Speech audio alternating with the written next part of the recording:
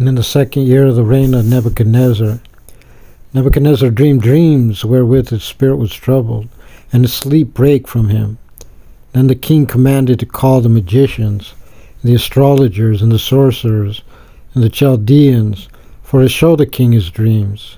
So they came and stood before the king. The king said unto them, I have dreamed a dream, and my spirit was troubled to know the dream.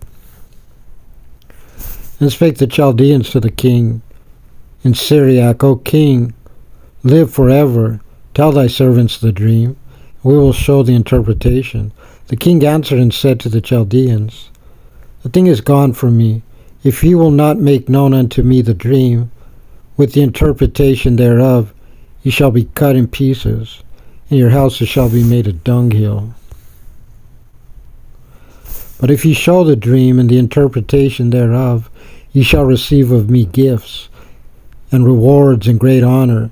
Therefore show me the dream, and the interpretation thereof. They answered again and said, Let the king tell his servants the dream. We will show the interpretation of it. The king answered and said, I know of certainty that ye would gain the time, because ye see the thing is gone from me. But if you will not make known unto me the dream, there is but one decree for you. For ye have prepared lying and corrupt words to speak before me, till the time be changed. Therefore tell me the dream, and I shall know that ye can show me the interpretation thereof. The Chaldeans answered before the king and said, There is not a man upon the earth that can show the king's matter. Therefore there is no king, lord, nor ruler that asks such things at any magician, or astrologer, or Chaldean. And it is a rare thing that the king requireth, and there is none other that can show it before the king, except the gods, whose dwelling is not with flesh. For this cause the king was angry, and very furious, and commanded to destroy all the wise men of Babylon. And the decree went forth that the wise men should be slain, and they sought Daniel and his fellows to be slain. Then Daniel answered with counsel and wisdom to Arioch, the captain of the king's guard, which was gone forth to slay the wise men of Babylon. He answered and said to Arioch, the king's captain, Why is the decree so hasty from the king? And Arioch made the thing known to Daniel. And Daniel went in and desired of the king that he would give him time, and that he would show the king the interpretation. And Daniel went to his house and made the thing known to Hananiah, Mishael, and Azariah his companions, that they would desire mercies of the God of heaven concerning this secret, that Daniel and his fellows should not perish with the rest of the wise men of Babylon. Then was the secret revealed unto Daniel in a night vision. Then Daniel blessed the God of heaven. Daniel answered and said, Blessed be the name of God, forever and ever, for wisdom and might are his. And he changeth the times and the seasons. He removeth kings and setteth up kings. He giveth wisdom unto the wise, and knowledge to them that know understanding. He revealeth the deep and secret things. He knoweth what is in the darkness, and the light dwelleth with him. I thank thee and praise thee, O thou God of my fathers, who hast given me wisdom and might, and hast made known unto me now what we desired of thee. For thou hast now made known unto us the king's matter. Therefore Daniel went in unto Arioch, whom the king had ordained to destroy the wise men of Babylon. He went and said thus unto him, Destroy not the wise men of Babylon, bring me in before the king, and I will show unto the king the interpretation. Then Arioch brought in Daniel before the king in haste, said unto him, I have found a man of the captives of Judah, that will make known unto the king the interpretation.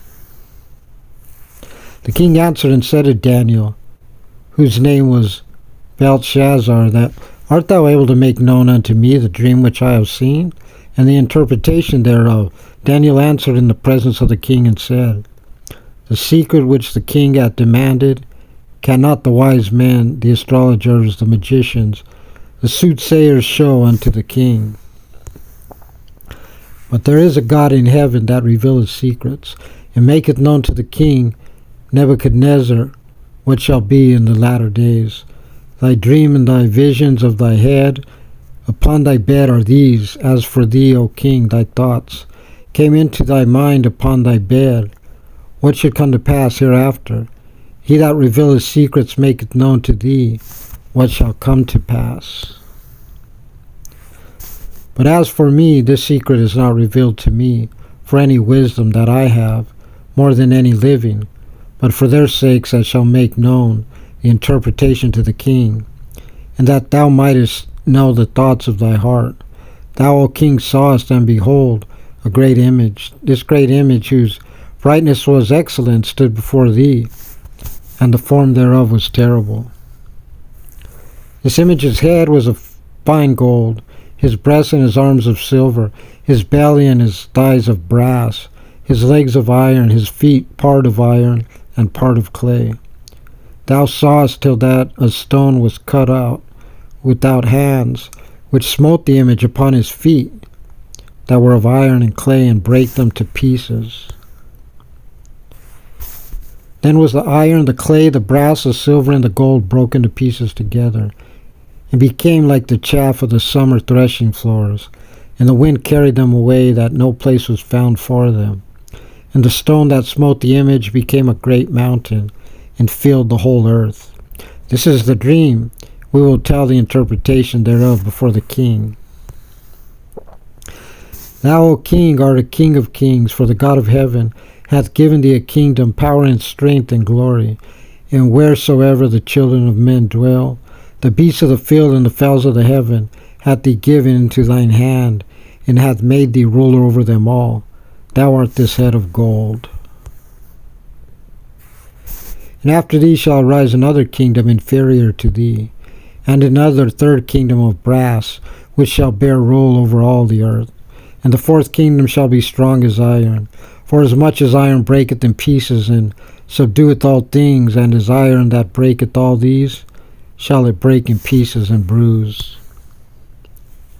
And whereas thou sawest the feet and toes, part of potter's clay and part of iron, the kingdom shall be divided, but there shall be in it of the strength of the iron, for as much as thou sawest the iron mixed with miry clay. And as the toes of the feet were part of iron and part of clay, so the kingdom shall be partly strong and partly broken. And whereas thou sawest iron mixed with miry clay, they shall mingle themselves with the seed of men, but they shall not cleave one to another, even as iron is not mixed with clay. And in the days of these kings shall the God of heaven set up a kingdom which shall never be destroyed, and the kingdom shall not be left to other people, but it shall break in pieces and consume all these kingdoms, and it shall stand forever. For as much as thou sawest that the stone was cut out of the mountain without hands, and that it brake in pieces the iron, the brass, the clay, the silver, and the gold, the great God hath made known to the king what shall come to pass hereafter, and the dream is certain, and the interpretation thereof sure.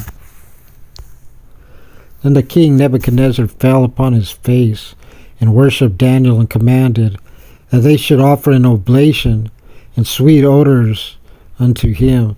The king answered unto Daniel and said, Of a truth it is that your God is a God of gods, and a Lord of kings, and a revealer of secrets, seeing thou couldest reveal this secret.